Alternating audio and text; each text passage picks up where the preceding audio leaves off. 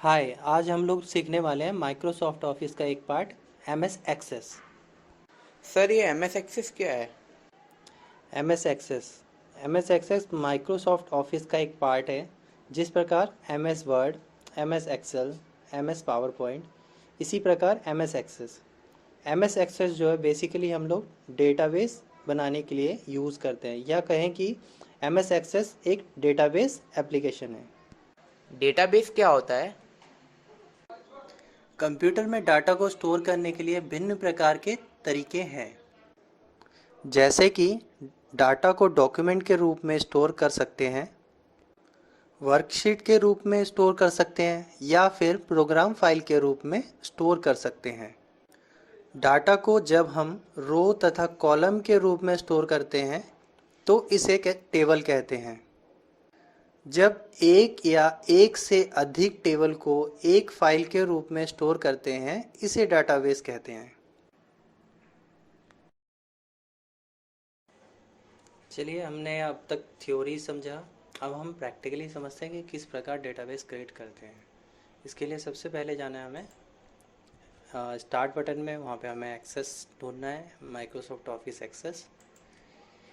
ये हमारा Microsoft office access version है 2016। अब हम जा रहे हैं इसमें। सबसे पहले आपको सेलेक्ट करना है न्यू।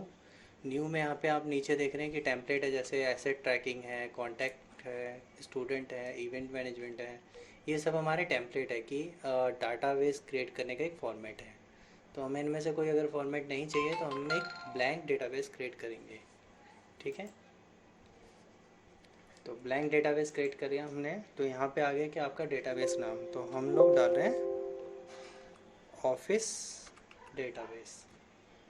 इसके बाद यहाँ पे हमारा पाथ है, अगर हमें पाथ चेंज करना है तो हम यहाँ पे क्लिक करेंगे और पाथ चेंज कर दूँगा। मुझे ये डेटाबेस कहाँ सेव करना है, डेस्कटॉप पे, इसलिए मैंने ये डेस्कटॉप सेलेक्ट किया है। Then okay.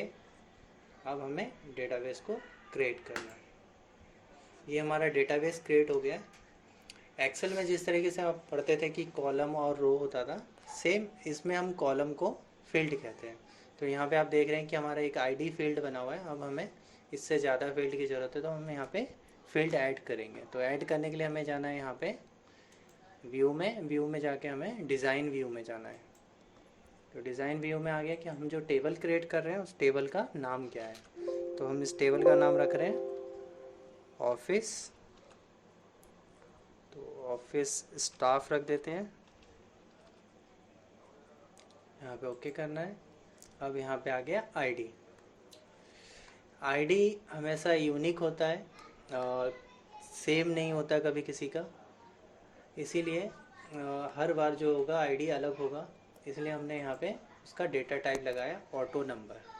अब डेटा टाइप क्या है, जैसे कि हमने एक्सेल में भी देखा है कि हम जब डेटा को इंसर्ट करते हैं तो वहाँ पे हम डेटा, जैसे कि डेट होता है तो डेट फॉर्मेट में रखते हैं, अगर रुपीज़ है, पैसा है, तो हम उसको करेंसी फॉर्मेट में डालते हैं कि इंडियन करेंसी है, ऑस्ट्रेलियन करेंसी है, तो वो करेंसी सेट करते हैं। तो सेम इसमें भी हम लोग यहाँ पे भी डेटा टाइप सेलेक्ट करते हैं कि ऑटो नंबर होना है, लॉन्ग रहना है, नंबर रहना है, डेट है, करेंसी है। तो यहाँ पे डिफरेंट डिफरेंट हमारे डेटा टाइप है। तो यहाँ पे हम इसको ऑटो नंबर रखेंगे ताकि ऑटोमेटिक नंबर इंसर्ट हो, हमें नंबर इंसर्ट ना करना पड़े।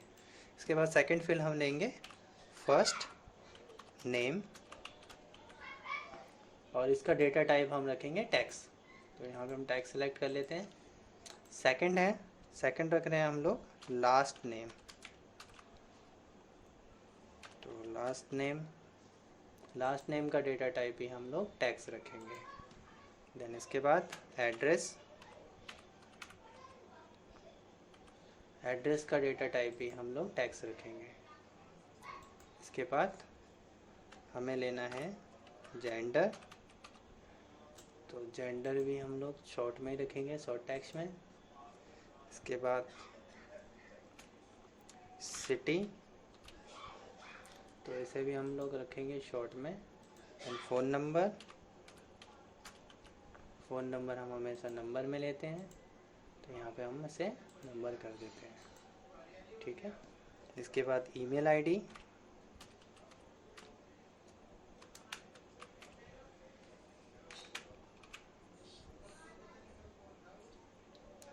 ईमेल आईडी का डेटा टाइप भी हमने टेक्स्ट ले लिया। चलिए अब हम एक बार इसको व्यू करके देखते हैं कि ये फॉर्म हमारा टेबल कैसा दिख रहा है।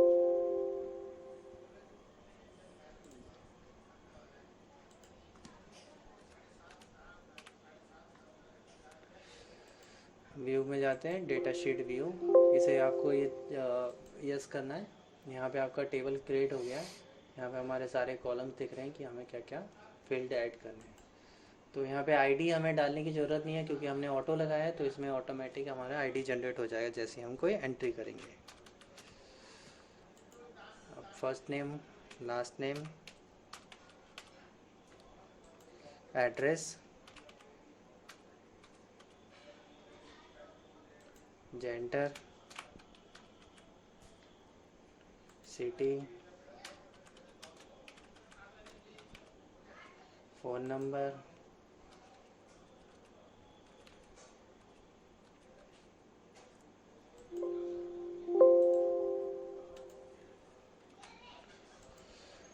देन ईमेल आईडी,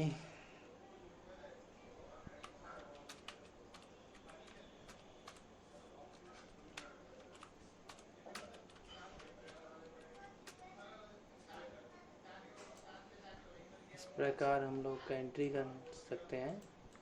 अब जैसे कि मैं चाहता हूँ कि जैसे जेंडर है कॉमन है, इसे बार बार हम लोग टाइप करने से बचना चाहते हैं। कुछ चीज़ें की कॉमन है, इसको हमें बार बार टाइप ना करना पड़े, तो उसके लिए हम लोग इसमें ड्रॉप डाउन लगा सकते हैं। तो ड्रॉप डाउन कैसे लगाते हैं आइए देखते हैं।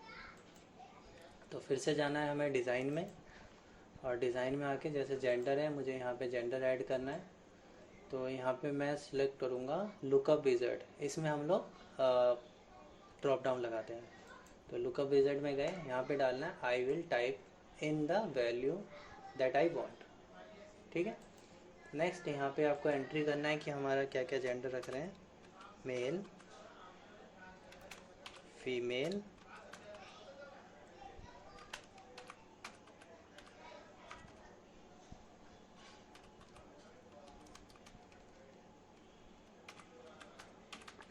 Third gender. ठीक है, इस प्रकार हमने एंट्री कर लिया, अपना ड्रॉप डाउन रेडी है।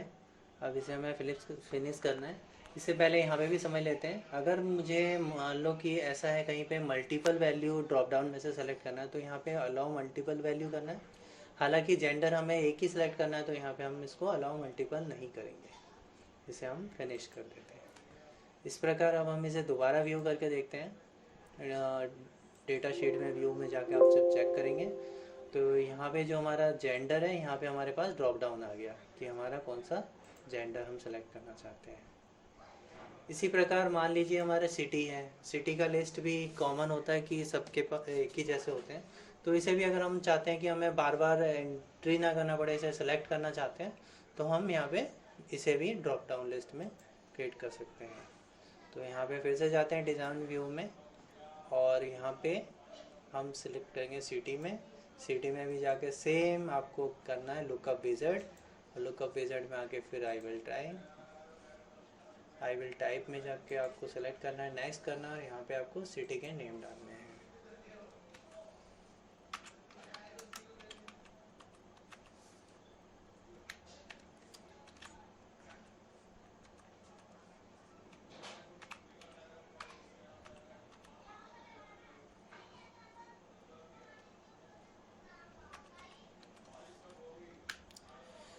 इस प्रकार हम लोग अलग अलग सिटी डालेंगे।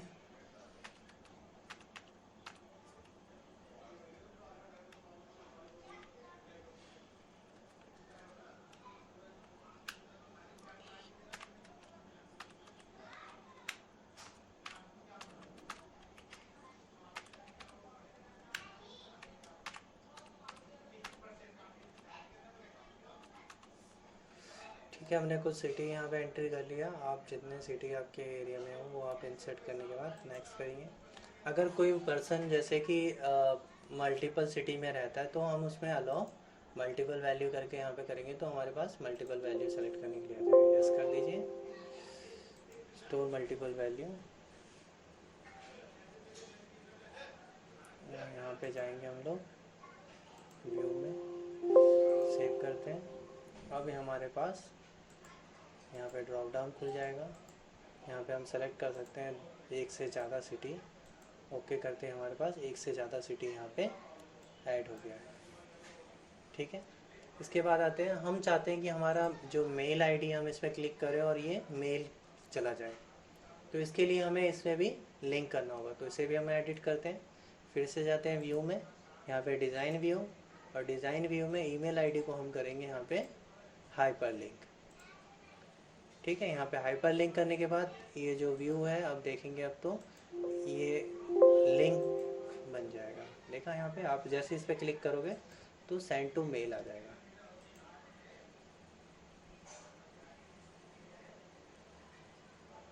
इस प्रकार आप मेल कर पाओगे।